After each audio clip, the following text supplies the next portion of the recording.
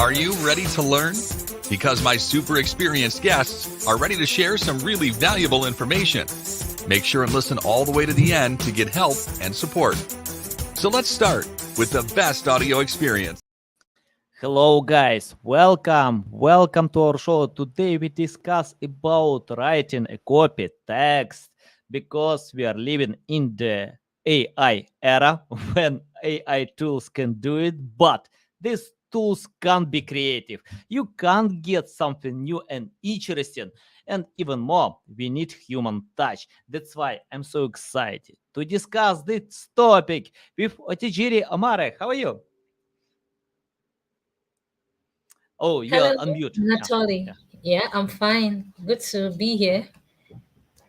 Uh, Before we start, just tell more about yourself, experience, background, about your native country, Nigeria, and please tell for our audience, because I'm apologize that I'm Ukrainian, I can't pronounce the right your name, but tell for our audience how to pronounce correctly. Okay. So my name is Otejiri Omare. I'm from Nigeria, like you said earlier. So I'm a copywriter and an SEO content writer. I've been writing copies and content professionally for 6 years plus now. Um, Although I started writing since I was a child, I think I wrote my first novel when I was 9. I've enjoyed reading and writing. It's a hobby for me. And so I naturally started writing and decided to make it commercial, to commercialize it or make it professional. Then Nigeria, yeah, Nigeria is one of the most populous countries in Africa. It's actually the largest or it has the most population of black people in the world. So it's the most populous black country in the world. We have over 200 million Nigerians. We have over 250 ethnic groups, and it's an interesting country, really.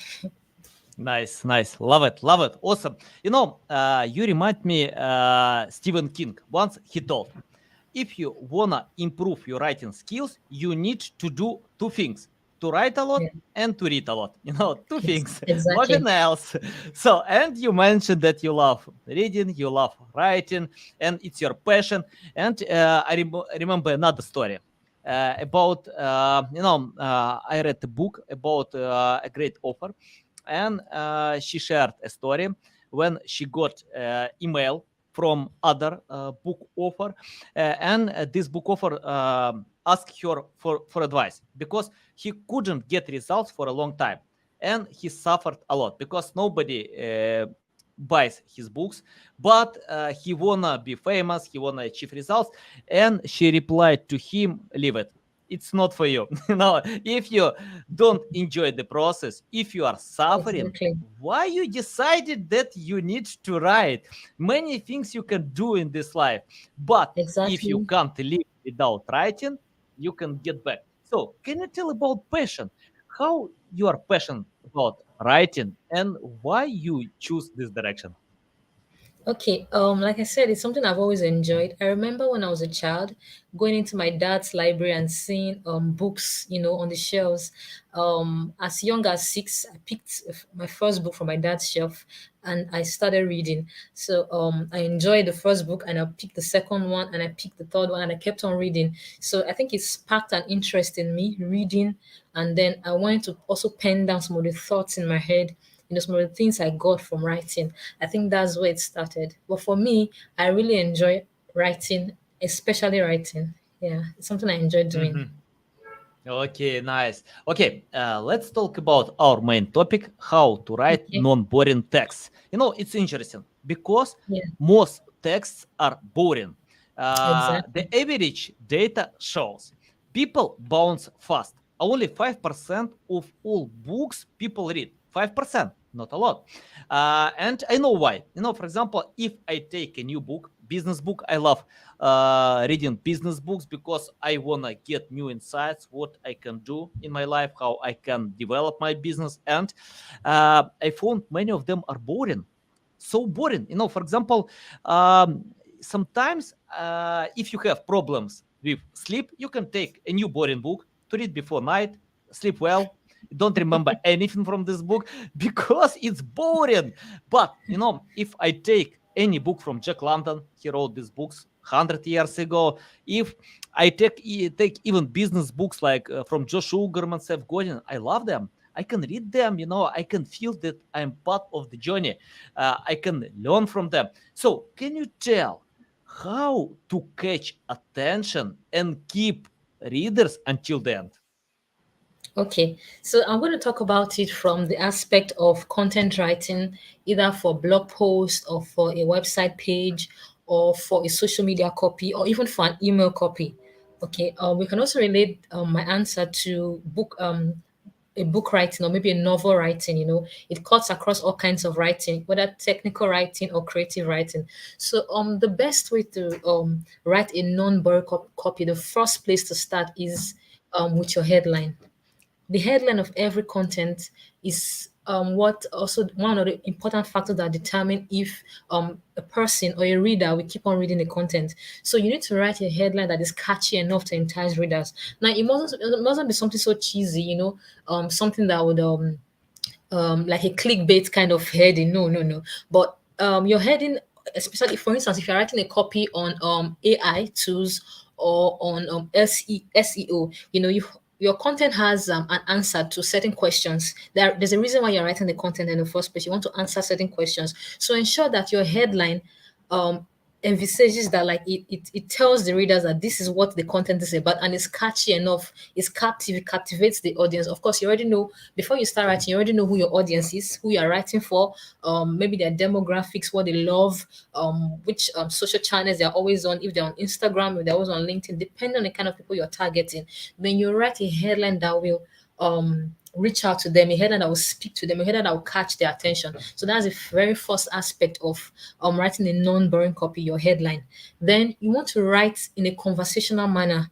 For instance, if you're writing a crypto article and you're writing to beginners, there are certain technical terms you don't want to use. So while you may want to be formal depending on the kind of platform you're using, you also want to be conversational. You also want to throw in humorous phrases into your content. Then you need to be concise, no fluff, no filler. One thing I tell copywriters or content writers is, as much as possible, try to take away fillers. Sometimes some copywriters try to aim for maybe a particular word count, maybe 2,000 words or 3,000 word count, and they forget that it's humans that are going to read it. And even if you're trying to hit a word count, you need to be more concerned about the information you are giving the readers. So they want to now add a lot of fillers into the content to make it, so hit the word count, but it's going to be boring for the readers. Then you want to incorporate with visuals. I tell people, when you write a content, formatting is so much as important as the content you write itself. You need to format for readability. One important aspect of formatting is adding visuals. You want to add images, you want to add infographics, you want to add GIFs, you want to add videos, break up your content, adding all of these things in between. And you want to make your paragraph, one important aspect of formatting is to make your paragraph short enough, have relevant subheadings. Many copywriters will know what I'm referring to when I say subheadings, like the H1, which is your main heading, H2 and H3. You need to utilize all of these things in your content, and it helps a long way. Yeah, it does. Nice, nice. Yeah, valuable. I agree. And let's talk about to be concise and simple. You mentioned about that. And I remember a quote that don't say something in 100 words that you can say in 50 words. So you need to Exactly. cut 2 times. And I see it's a big issue, when writers charge for the number of words. I usually cooperate with writers who charge for article per copy, because for me it doesn't matter how many words you can add, but for me it's more important quality. What kind of quality can I get from this article? So sometimes I even tell some writers, please share your average price when they share the number, if they charge for per word or per 1,000 words. I usually reply to them, okay, let's imagine the average like 2,000 words, and if you want $200, I can pay you $300, and forget about the number of words. If you write Exactly. 1,000 words of quality words, it will be more important than if you write 10,000 some nonsense, some fluff. Yeah. And I remember when Mark Twain said, I have no time to write short copies. That's why I usually write long copy. Can you tell how to find this time to simplify and write in 50 words that you want to say in 100 words? Okay. When you begin writing, or after writing rather, it's important to always go back to your content. It's simple. It's called proofreading and editing. Proofreading and editing. Many writers need to take advantage of that skill or even grow that skill. Many people are good at writing, but they are not necessarily good with proofreading and editing. It's a very important skill. So if you are not good with it, you might need to get an editor or have someone else edit your content. So what proofreading and editing can do for you is to help you make your copy concise. So after you've written all of those beautiful stuff you've written, when you're done and you go back to the content, it will help you take out unimportant terms. It will help you shorten your sentences.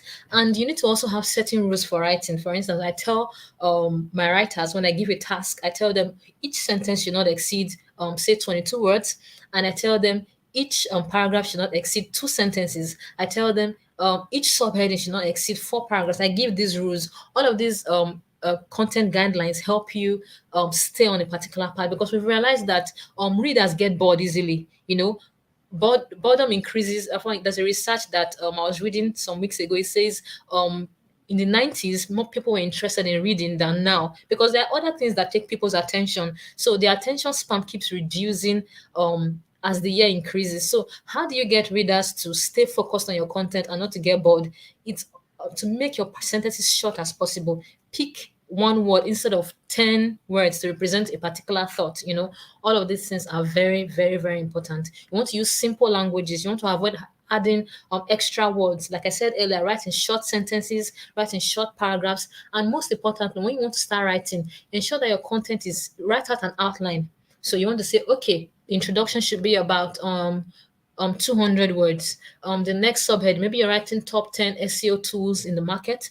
You want to write the introduction of 100 words. You want to write the first point. Maybe you don't want to exceed 200 words. You have to have an outline first. That's how I start writing. I create an outline first before I start writing the content. It just ensures all of these rules helps you stay on track. Yeah. Nice. Valuable. Yeah, love it. Okay, let's talk about readers. You mentioned in the beginning that you need to learn your readers. Can you tell how to do it? No, how do I know that my readers wanna get something like this? Because I see a big issue. It's so big issue when companies usually rewrite existing content. It doesn't matter how they do it, with AI or hiring writers. When I get totally the same content that we have on many other websites, I reply to them, we can't get results with that because it's nothing new. Okay, 100% with these tools, uniqueness 100%, but who cares about this tool, about this uniqueness? It's totally the same with all websites in the top 10. So can you tell about how to learn audience and bring something new that other websites don't have? Okay, so when you're writing content for an audience, you need to determine what point in your content you are in with your audience. For instance, if you want to write about a power tool, say an electric saw, you need to ask yourself, where in the customer journey are you in? Before you start writing, to determine what you write to the audience. You need to talk about the power tool. Do you need to compare it with another power tool? So, but most important, when you're writing a content or talking, for instance, I'm using the power tool as an example. You need to focus.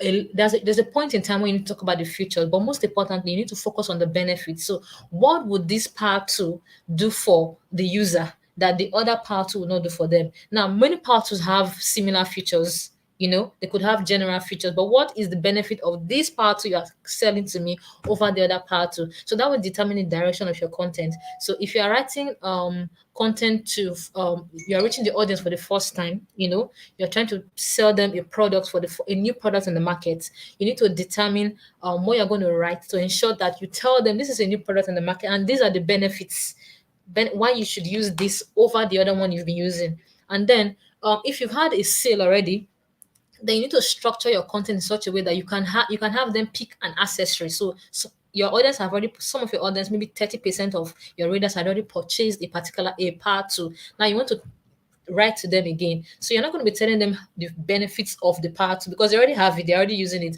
So what you're going to want to write to them is why they should pick an accessory, maybe something related to the part two, or why they should try another product you have. So you need to first of all determine where you are in your journey with your audience. That's the first part. Yeah, yeah, interesting, interesting. Let's talk about retaining audience. You mentioned a few times about structure, that you need to have the structure, like logical structure, and people have short attention. So they can lose attention because of many distractions that we have. I usually have a lot of them. I need to reply to emails, to SMS, many things, what I need to do. So, but when I read non-boring copy, I nothing can distract me because I can forget about food, about water, about sleep, because I Yeah. can live on this copy. It's valuable, it's interesting. Can you tell how to retain audience until the end? So when they read the whole copy. Okay. I'll tell you one secret that I use Oh, I love secrets. to hook my readers and to draw them in. Of course, this depends on the kind of content you're writing, but most content, in fact, even if it's a very formal content, sometimes you can throw in 1 or 2 mini stories. You want to let your readers know. Use the part for the example, for instance. You may want to throw in a story of maybe a successful customer story, how a customer had used the tool within your content, and then their feedback on the tool. Very, very important. One important aspect of copywriting is learning how to use customer stories and case studies to draw the client in, or to draw your potential buyers in. So buyers don't just want to hear what the features of the tool, the benefits of the tool. When you repeat it over and over again, it gets boring, right? Like you said. So what do they want to hear again? So they want to hear from someone else. That's why many people, before they purchase an item online, they always check reviews. They want to see people's opinion about this particular product, have how they felt when they use it, how long it has lasted for them, and all of that. So it's important to add 1 or 2 of these stories. So you want to paint a vivid description in the minds of your readers before they even purchase from you. You want to give them a story. You want to give them a picture of what your product is or your service is in their minds, before they get to make a contact with, before they get to engage with you. You need to, your dialogue needs to bring your product to life or your service to life. I know some copywriters use suspense or misery, but I don't really that's not my style. I like to go straight to the point, not to dilly dally. Just go straight to the point and tell them, okay, this is it, and this is it, and this is it. And then you want to also include a call to action in your content.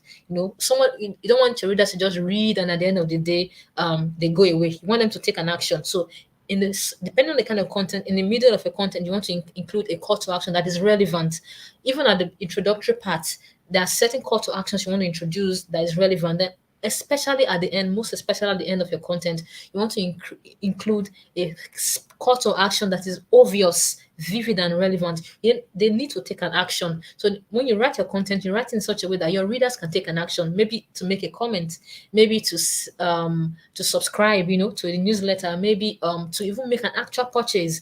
All of these things are important, and your content needs to you need to incorporate your readers. They need to know when reading your content that this content was particularly written for them, aimed at them. So that's it. Nice, nice, nice, nice. Awesome, awesome. You mentioned a few times story. I don't remember exactly how many times you mentioned story because I lost my track, but let's talk about stories. You remind me a quote that customers don't buy products, customers buy stories. Can you tell Yeah. how to craft this story? And you mentioned about call to action. So tell probably if you have some template or frame how to craft great story and submit call to action. Okay. I'll give you a an example. So in your content writing, you can have a section where you have examples of companies who have done this before within your content. It could be like a subheading somewhere, or it could just you could just chip it in as a paragraph. It doesn't necessarily have to have a subheading on its own. So it could come in as a paragraph. Oh, okay.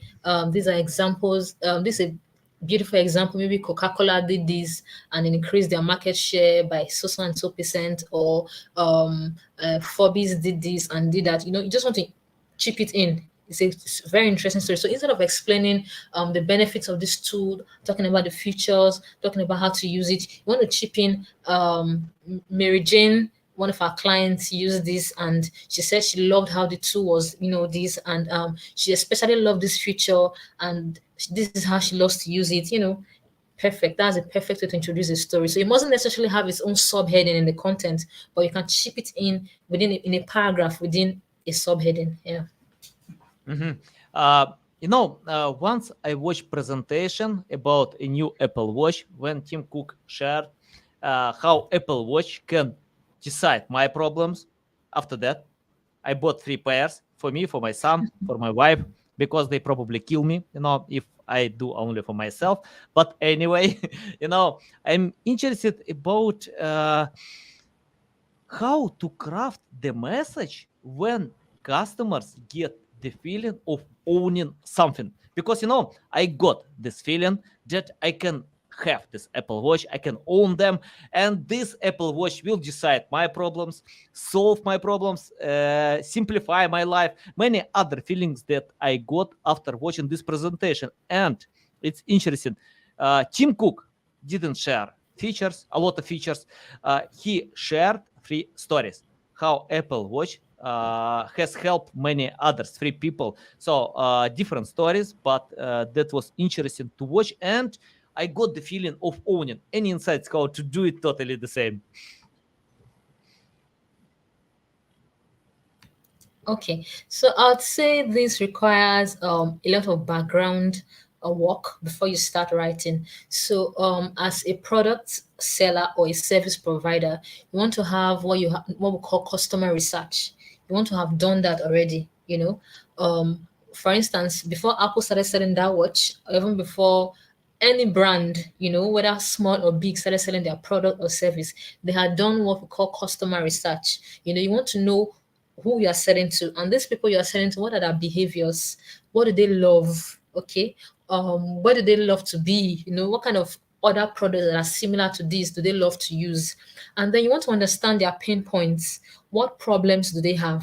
So if it's a technology you're selling, what limitations have they had with the current technology they are using, and what benefits is my product going to give to them. So that, like what I said earlier, you must have to highlight the benefits, whether it's a video advert you're going to run to advertise the product, or maybe any of the ads, maybe on Google Ads, YouTube ads, whether it's a social media ad, whether it's an email you're going to send to your existing customers to advertise a new product. You're going to need to ask yourself, everybody I'm targeting, maybe within a certain age, if my target audience is between the ages of 16 to say 40, what are their pain points? What do they need at this time? The needs of a 40-year-old is different from the needs of a 65-year-old. So if your customer is a 65-year-old, you're going to need to understand their needs. So now you're going to need to craft your message to answer their problems.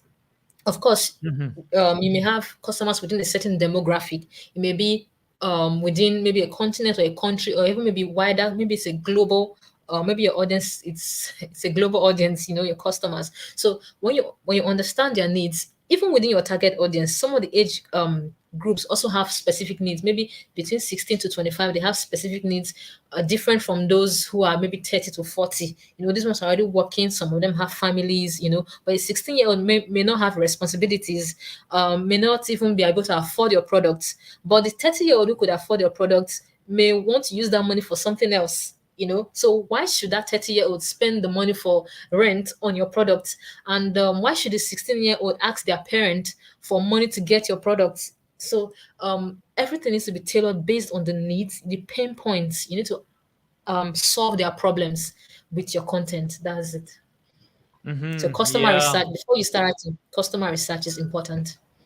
Yeah, nice, love it, love it. And can you tell how to learn readers? For example, if I need to customize the message, because the reason why I'm asking about that, I see when companies use tools that share the average data. It doesn't mean that your customers are the same. You have your unique selling proposition, you have your strong Yes. side. So, can you tell the way how to learn readers, customers before writing the copy? Okay. The answer to this question is also part of some of the things we've discussed earlier. Mhm. I first talked about writing a strong headline, a headline that is captivating, a headline that lures them in, and you want to keep your text. Another thing is you want to keep your text simple and unique. Like I gave the example of the crypto earlier. You don't want to use, even if you're writing to crypto experts, most times you don't want to use so much technical terms. You want to keep it unique, you want to keep it understandable, and also another point, you want to show them, like I said, the benefits, not the futures, and then you want to ensure that the information you are giving to them is accurate and factual. It's not something they'll need to start questioning or go online to start searching. Is this particular word you use, is it correct? Is this statement correct? So you want to do research to ensure that everything you say is accurate. So you need to do your own research before you start writing. Okay, and I think with visuals also, that is also another good way. You want to use pictures to grab their attention. Also, communication or conversation should be a two-way street. So you want to encourage questions from your readers. For instance, if it's a social media copy, you want to encourage them to maybe take a survey or make say something in the comment section. And when they do all of these things, you need to reply, especially if it's on the comment section. It's advisable. I always advise people, companies who are promoting their products on social media to be interactive with their followers. So you want to reply most comments, especially those targeting your products or maybe a question to the product. You want to engage in the comment section. So it ensures that the readers keep coming back. Because they know, okay, if I ask the question, this service provider or this product seller will reply me. So you want to always, instead of saying, check your DM, like many sellers do in Nigeria, they want to take the conversation to the DM, but it's more important to engage the customers on the comment section. Very, very important. Yeah. Yeah, nice. Okay, let's talk about SEO. For example, okay, we need to write for our customers, for a human being, but in the end, we have search engines that can bring these human beings to our website. So we can ignore search engines. Even Yeah. if Google can tell you need to write for a human, forget about search engines. If you skip it to optimize for search engines, you can get great traffic and probably Yeah. can get a lot of customers. So can you tell how to add these keywords to the copy if we write for a human and don't forget about search engines? Okay. So I like this question because it's one thing a lot of people think about, a lot of writers think about. Do I write for humans and ignore the search engines? But of course I want to rank, so do I write for the search engines and ignore humans? I think they both go hand in hand. Of course we understand that Google's algorithm changes a lot of times, but there's still the basic part where you need to write in a way to okay, let me say, put it like, you need to write for humans basically. Now, even what the search engine requires sometimes, it's also for it's also to help you be able to write for humans. Okay, now for instance, I'll take keyword research for example. When you are doing keyword research, the basics of keyword research is writing for humans. So you need to find out what keywords are people using to search.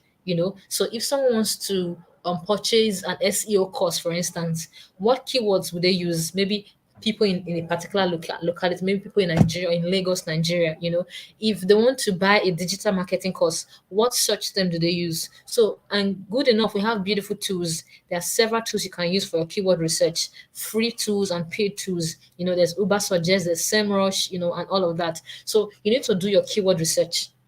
Okay. Mhm. You need to find out what keywords are ranking. For instance, you want to write a topic like I gave the example, maybe top 10 SEO courses. So now what keywords are ranking, for all of them? Because quite all right, the topic top 10 SEO courses is different from when you require an SEO service. So the user searching for an SEO course has a different search intent in mind from somebody searching for an SEO service that requires an SEO service, maybe wants to hire an SEO agency. So now you need to be able to write your content such that it answers the questions of the readers. So that's why you need to do keyword research. Find out what are people searching for. Even a simple Google search can even tell you, when you search on Google, you scroll a little bit further, you see the people also ask session. You can tell you what questions people are asking around that topic. So it's always important to find out before you start writing, do a keyword research, find out what people want to know, what answers people are requesting for around this topic. Then find out also, importantly, find out also if your competitors have answered those questions. So of course, when you Google something, the first set of results that come out, if they are not, if not one of them, if you are not one of those results, they are your competitors. So you want to find out, have they answered the question? And if they answer the question, did they answer it accurately? Did they answer it in depth? What is missing? What else can I add? So that's what makes you different from your competitor, and that's it's a good way to think of writing for the search engine also. Yeah. Nice, nice. Yeah, awesome, awesome.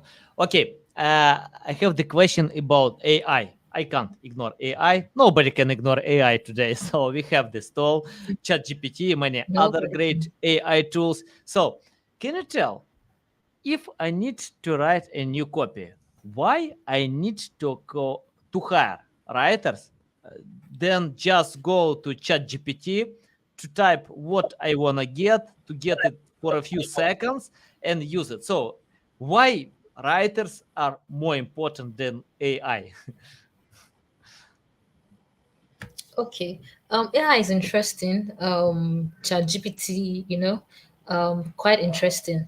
And they kind of give you a starting point, a way to start. I have an article, what do I want to write, it's interesting, and it's gonna open up several opportunities for content writing and and other tech related um activities, other tech related jobs or gigs, But in terms of content writing and AI, I would say that humans are still very much required because when you write a content with an AI, it's going to come up with certain fillers, and you would just definitely know it's an AI that wrote the content. So you need to also edit for humans, and AI can for now AIs are not as intelligent as humans enough, why they are fast, why you can get quick content from there. You can churn out, a 1,000 word content in a very short while, quickly. You just get ideas from AI. You need to also be able to edit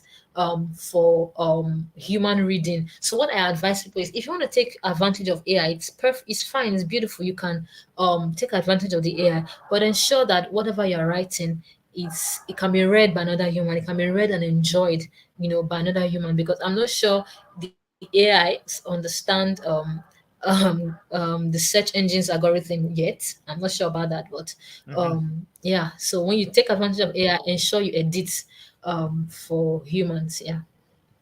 Okay, okay, I got it. I need a writer, but can you tell, for example, if I need a new writer, can you tell Okay. your benefits, advantages that you have compared to others, your unique selling proposition? Because, for example, in SEO field, I have my strong side, but Yeah. I'm not good with many SEO directions, like SEO health, local SEO, because it's not my main direction of getting results. So can you tell your strong side? Why you are Okay. better than many other writers? Okay. Why I'm better than many other writers is because I have experience and I have the skills. So I've been writing professionally for 6+ years now, like I said in the beginning when I introduced myself. I'm an SEO content writer, which means in my content writing, I can incorporate content SEO tactics, so I don't just write. for writing sake. I write for humans and I write for ranking on the search engines. So what differentiates me from another content writer is this: I'm also an editor. Okay, so I write the content, I proofread and edit, and you are getting perfect, excellent content when I submit. Every information I give is accurate. I research. One important aspect of content writing that many content writers do not do is researching. Researching is very, very important. You need to ensure that each information you are giving out in your content is factual. I've said it already before, is accurate.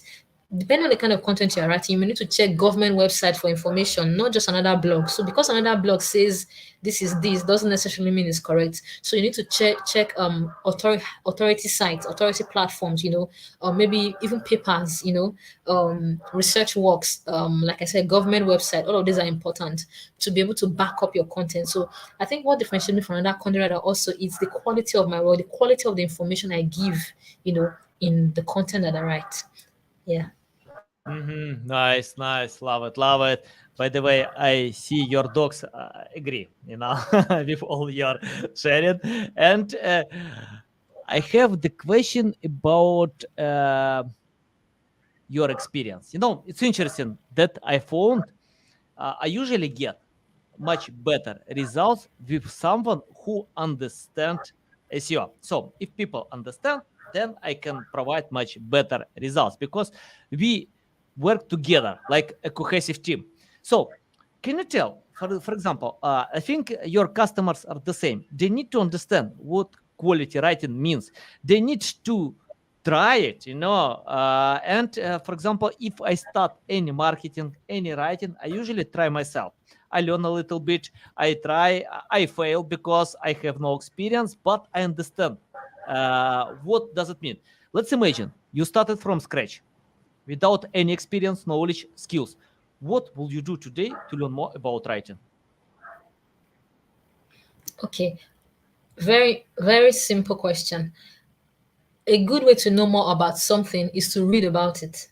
So Mhm. if I'm a content writer just starting out and I'm also talking to other content writers just starting out, important thing to do is to start reading online. Maybe go on LinkedIn. I take a lot of advantage of LinkedIn, and I join groups, platforms where I meet other content writers. It informs my content. It tells me what's new, what's going on in the industry and all that. So you need to start reading. The more you read, the better you become in your writing. Then you need to also write not just when you have a client to write for. You need to give yourself tests. Tell yourself, okay, maybe today I'm going to write a 1,000 word content, find a topic, it could be something that's already been written. You take inspiration from that and then you start writing. The more you write, the better you get. So right now, I'm way better than I was 6 years ago when I first started writing. So one way to become better in whatever it is you do is to keep practicing. Keep practicing. Practice by writing, practice by reading. Keep practicing and you'll get better. Yeah. Yeah, I agree. I think I think in my opinion, over learning only hurts experience because I Mm. can read 100 books how to write, but if I don't write, I'm not sure that I can get good results. It's the Exactly. same like to take Cristiano Ronaldo or Lionel Messi, tell them please read 100 books how to play soccer. These guys prefer to hit this ball 10,000 times a day than to read how to play soccer because it's implementation, it's experience, it's practice more important than uh, learning. You need to learn, but you don't Yes, yes. need to overlearn. So, and I have my final question about the future. What do you think? Okay. What kind of future will be in writing field? Because AI today can surprise us. We'll see. It's only the beginning of this journey. So, what your thoughts about the future? Okay. For content writing, my thoughts about the future as it relates to AI is that, like I said before, it's going to open. AI is opening a lot of doors for those in the content writing industry. So I believe that even right now, it's already happening. They're going to be what we call AI prompt writers because for the AI to give you something you need, for instance, ChatGPT, you need to feed it with a certain prompt, the right prompt. So companies are going to, even companies that want to use AI, they're going to need AI prompt writers. That's what I believe. So I don't think AI is a threat. I think it's just an opportunity. So several opportunities, you know. So when I've used ChatGPT for my personal research recently, and I realized that when I fed it with a particular prompt, it gave me what I didn't exactly like. Same answer I needed, I gave it another prompt, and it gave me something beautiful. So I think prompt engineering is going to be like a new career that come up in AI. They're going to be AI content editors and AI content writers. So it's important for us as content writers to take advantage of whatever technology is currently on ground and acquaint ourselves with it, you know, because technology is moving fast and a lot of things can change. So it's just more opportunities for us. That's what I see. Nice, nice. Love it, love it. It's a big pleasure to get on my show, to learn from you, tell our audience the best way how to keep learning from you, how to reach out to you, how to order your writing services. Okay. You can reach out to me on LinkedIn. Otejiri Omare on LinkedIn. I'm mostly on LinkedIn. I'm not on Facebook or Instagram. LinkedIn is, and also my email address, otejiri.omare@yahoo.com. It's also one of the fastest ways to reach me. So either on LinkedIn or via direct email, you can reach me. Yeah. Okay, guys, you can find the links in the description below. Listen us on Apple, Google, Spotify. Thanks again for your time. A big pleasure. Love your valuable insights. It's good to write. Okay, guys, love you. See you next time.